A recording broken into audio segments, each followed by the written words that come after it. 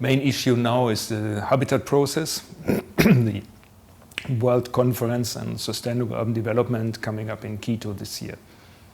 The most important aspects, or I would say the spirit of the new urban agenda.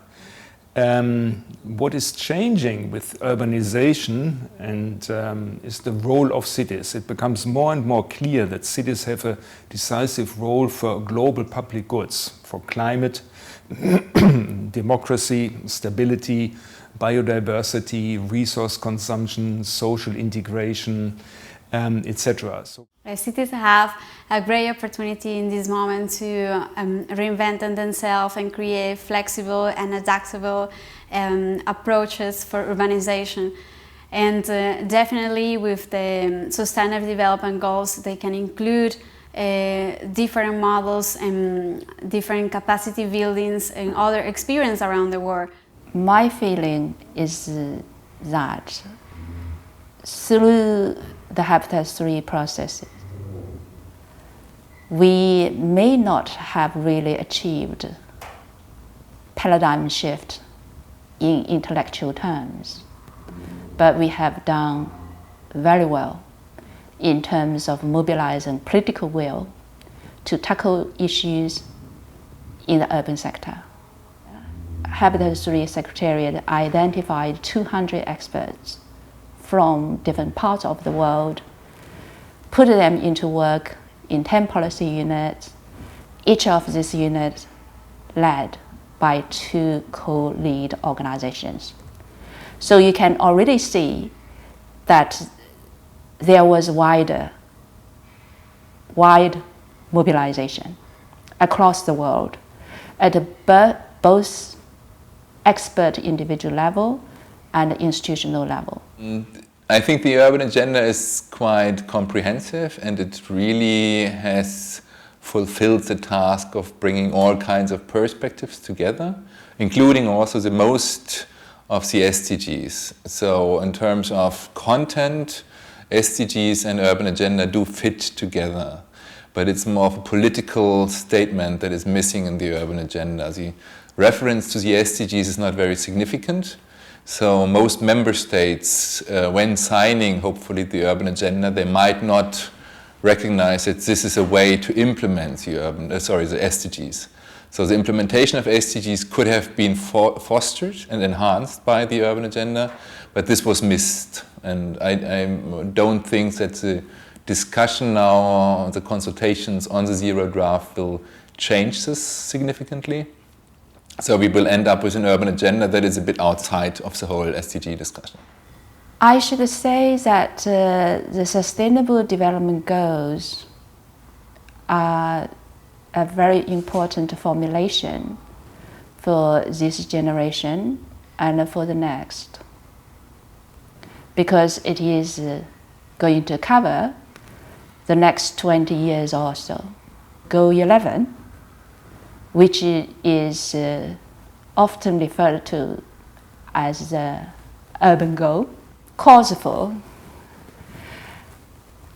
making cities and urban settlements sustainable, inclusive, resilient, and safe. But very critically, it does not address one of the greatest benefits of urban settlement, especially cities, namely that cities are productive. They are highly efficient, and they are a major center of economic dynamic.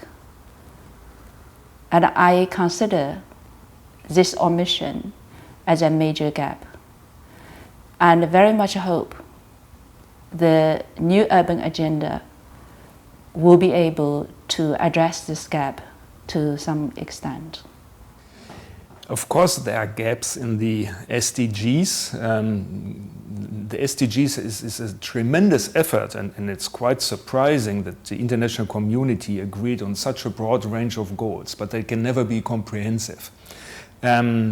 So maybe one of the gaps is identity, the cultural identity of cities. It's not very strongly recognized in the SDGs, but I believe that people need a feeling of belonging to engage with their environment, with their city. And to create this sense of belonging, cultural identity, and diversity of cultural identities is crucial for cities. I personally think that anything which is new, which brings or which puts cities in the global agenda is really good, because it makes politicians realize what it means to actually build cities, manage cities, operate and maintain cities in a sustainable way. And it also ensures the funding which is required for ensuring all the services in the city. So I think new urban agenda takes cities to a much higher level in the global political agenda and also national political agenda to ensure, as I said, the financial gap, to bridge the financial gap which is required to improve urban infrastructure globally. Both the SDG process and the new urban agenda process will also highlight the importance of change agents. What I think will be important is not to see change agents as isolated individuals who have the power and resources to bring about the needed change by themselves.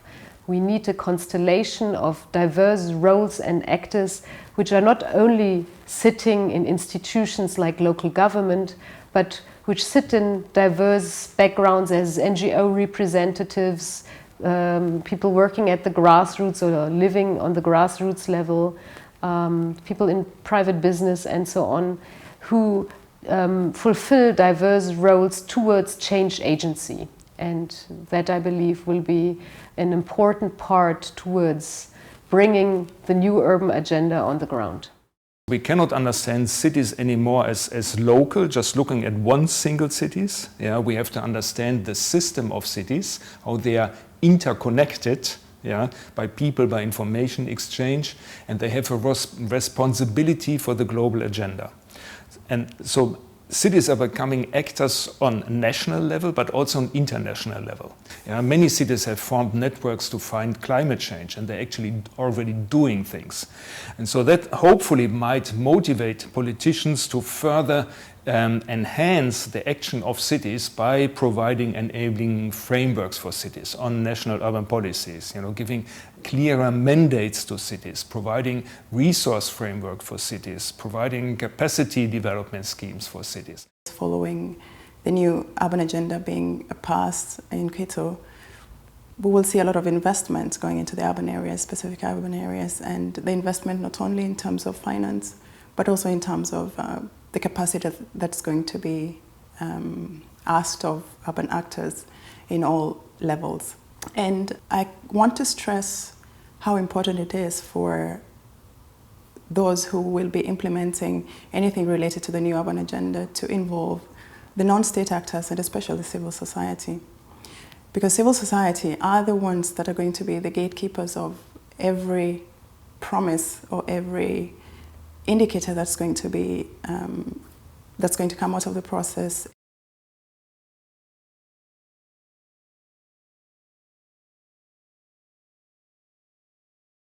We have, in fact, a very strong threefold crisis. We have a very strong environmental crisis, like we never had before, that's climate change.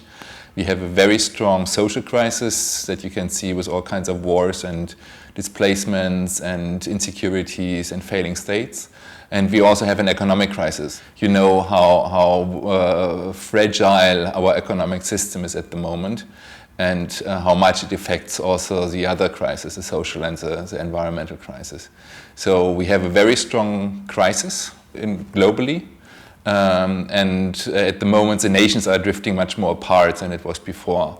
So the whole UN idea of having all the nations under one roof and providing one ideal vision with all kinds of commitments, it's a bit not up to date, to put it that way. There is not one single standard type of a city. We need to have, we have to accept that there is a wide diversity of different types of city in different stages of development. Some are integrated into global markets, some are not integrated into global markets. Some are regional cities and play a very important role for the regions. Others are really global cities and pose different challenges and also ask for different answers for all the problems that have emerged. So cities in Latin America are quite different because of history, culture and so on from cities in China, because of political system, policies, how to develop cities and the urban economies and so on. So there is a big challenge, I think, considering this diversity. In the beginning of the huge urbanization process of Chinese cities, at the beginning everything just was doing in an untested way, was doing in a fast way. So people found the easiest way was to just destroy these buildings and build brand new buildings. And during that time, many historical districts were just swiped off, destroyed in Chinese cities. And we think it's really a pain. However, that's also the price we have to pay for development. But in recent years, things are being done in much better manner. I would say that in the past 20 years, we also have come to recognize and also accept that informality in many ways is part of city development, not only in terms of informal settlements, illegal settlements, or however you would like to call them, but also in terms of informal economies and many other informal arrangements. Actually, a city runs, I would say, by 90 or by 80% through informal arrangements between citizens, between various institutions, between also the state and civil society organizations, between different civil society organizations and so on. And this is something that has been overlooked and has been neglected in the past. My core subject is basically housing policies for slum upgrading, slum prevention. And that's an important topic because of the urban population growth, which has already resulted in a large housing backlog on the one hand side, and through the population growth, which is explosive, it's expected to contribute to a much larger housing backlog with negative effects on the urban fabric through informality, informal housing development, lack of proper sanitation, lack of transportation access, in a world that is becoming increasingly urban. Not just resilience consider environmental hazards, also resilience consider social and economic hazard. And I think the inequality all over the world is one of the main hazards that cities are facing. This climate change is a very big topic. Usually people cannot contextualize the impact in the urban scale. So if people think about climate change impact, they thought about coastal belt, rural livelihood, all these kind of things. It is very difficult to contextualize in the urban scale. And now, suddenly, climate change adds another layer of complexity because we don't know how climate manifests in, like probably what we mean by climate change adaptation in Berlin could be completely different from what we mean for climate change adaptation in Potsdam. So to build these climate resilient cities, planners need new set of skills. German cities are also facing similar issues such as pressures from migration, refugees are arriving, we are facing climate change consequences. The refugee challenge is an example where our administrations tend to act very, very sectorally, more or less guided by a sort of techno-managerial logic.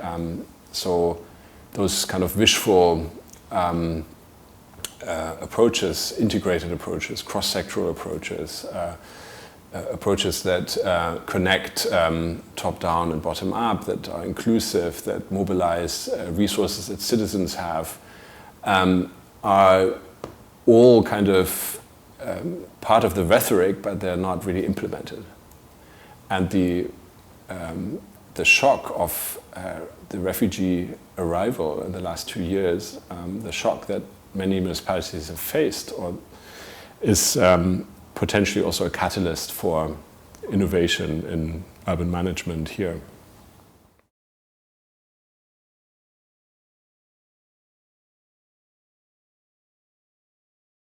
The most important thing is that you learn how to be flexible and develop really innovative solutions for very specific situations and specific places. There are different cultures of bureaucracy, different cultural backgrounds of people, of ethnic groups and so on, and all of this makes it extremely difficult to come up with standardized solutions. I think whenever international organizations have tried to transfer it, one-to-one from one country to another one, they failed. So this is one thing I would really like to highlight as one of the key messages to those who have the task to implement those urban agenda in different countries. German municipalities are beginning to be more engaged in sustainability issues and long-term planning scenarios, developing their own visions, but they generally do not pick up on the Habitat 3 process or the new urban agenda.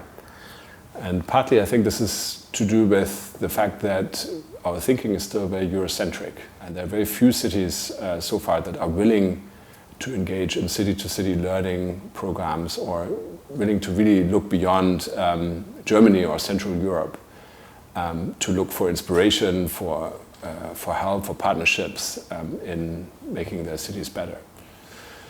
So I think if this new urban agenda process can somehow help us to become more international in our thinking and acting, this would be a super achievement for us.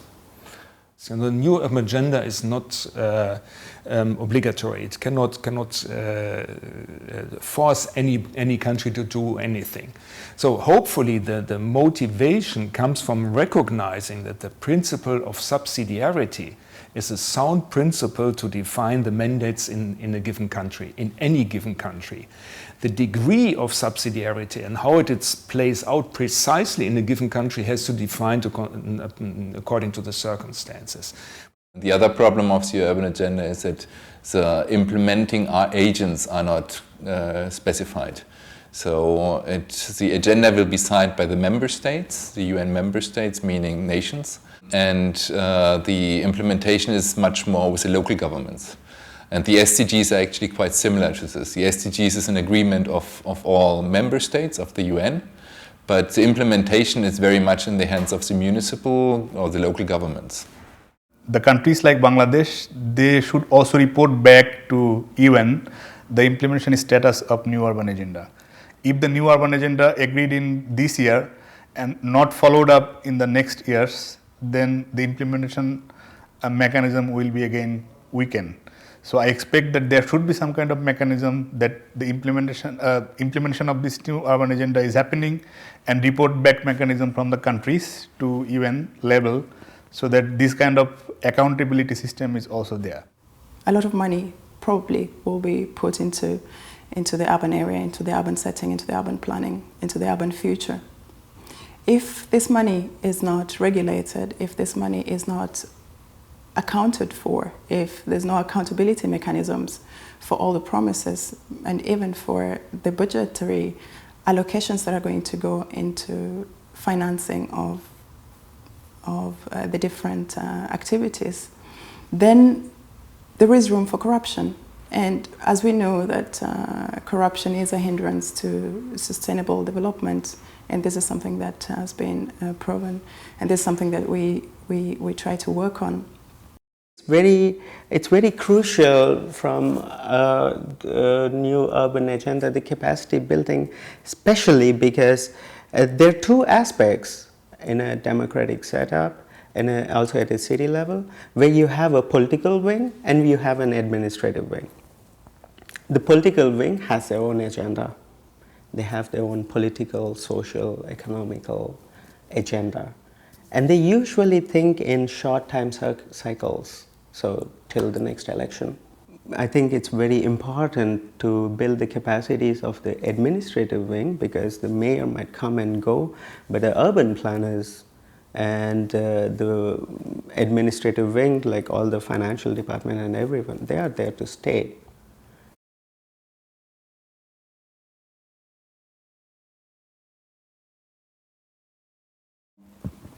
Urban development plans at the moment are developed with, at present, with a strong focus on urban design, like a spatial layout for the city, and maybe also like a regulatory framework, how the space of the city should be used in terms of land use, like segregating different land uses like manufacturing and residential. But there's a lack of a complementarity between the urban design, urban finance, including like domestic resource mobilization, and basically the urban governance and legislative framework. And so in the methodology that UN Habitat is proposing for implementing the new urban agenda, the focus is on good principles for these three disciplines: design, finance, and regulation, but an integration between them so that they can fruitfully interact and respond to each other instead of producing constraints for successful implementation of a plan. A model I've designed, a GIS model, a Geographic Information System model, that uses indices and indicators, overlaying them to identify spatial patterns in the distribution of environmental burdens and amenities between populations of high and low status. So the model, the idea of the model is to stimulate a debate between grassroots movements involved in environmental justice regarding pressure that they can exert to the public sector, especially in cartography, and the possibilities with the internet and people connected. We have the possibility of uploading these kinds of information so people can have access and demonstrate clearly where the lack of spatial policy-oriented kind of strategic planning is missing. We are missing a body that can regulate and can really build the governance scheme for a metropolitan region. In that aspect, I think it's very interesting, the debate around building linkages between urban territories and rural territories. And there are many potentials, not only regarding ecosystem services, but also for job creation, ecotourism, and food production. And these are all aspects that has a strong impact on the achievement of the Sustainable Development Goals. In contexts where political and private interests have a strong opinions and says in it, it is very important to involve the civil society as keepers of the projects, to legitimize projects and to give continuity and enable a long-term development of these projects. The city may allow to develop multiple stories, and through this permission the land value will already double. But it's just, let's say, a sanction, like just a paper that the government signed. And the landowner is becoming rich through this administrative process. And so the land value capture basically then means that the city should not just be writing the permit to increase the density, but also ask for a betterment charge, as an example, in order to build the infrastructure that is required to support that higher density. Otherwise, all the profits from urbanization or the benefits will be privatized, and all the costs will accrue to the public. And so that is something that we all should be alert of, because like the land value increases are so significant, and if there are no strategies in place to capture them, then informal urbanization is nearly impossible, it's virtually impossible. But with the proper tools in place, this problem actually becomes part of the solution.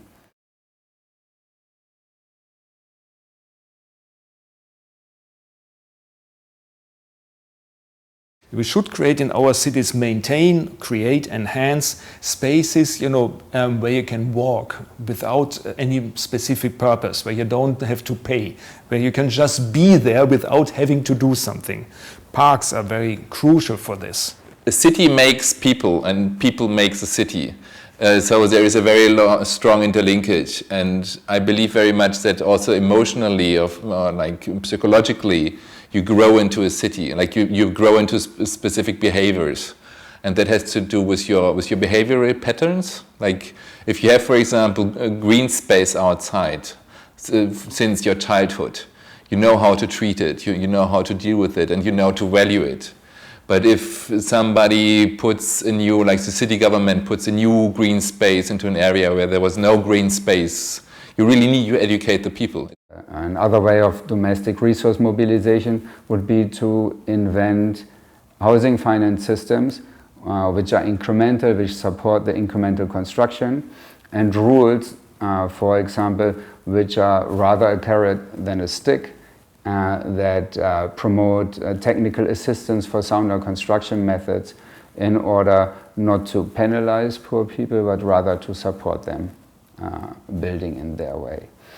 Change agents, intermediaries between different cultures, between different methodologies, different approaches, how to improve the lives of people in cities and all of this. And I think this is what is needed. And I mean, what we are trying here in this urban management program is to produce those flexible change agents who eventually have a feeling for two cultures and two approaches towards cities, two types of environments, and who could assume this role as not only as change agents but also as intermediaries between different social groups, between government and civil society, between professional view on cities and the view on cities and the practice of cities, of ordinary cities, inhabitants, of the poor and the rich, and so on. This is your task in the future.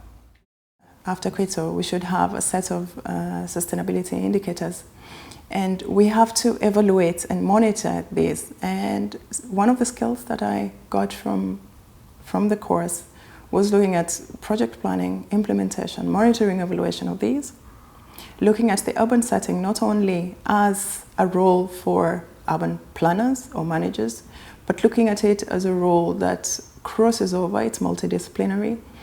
And only when we integrate the input of all these multiple actors and look through the whole implementation process, that the indicators actually touch and are also as multidisciplinary as the actors will be involved, and be able to evaluate how we are progressing within these indicators over time, then we're able to judge whether we are actually progressing sustainably or not within the urban agenda.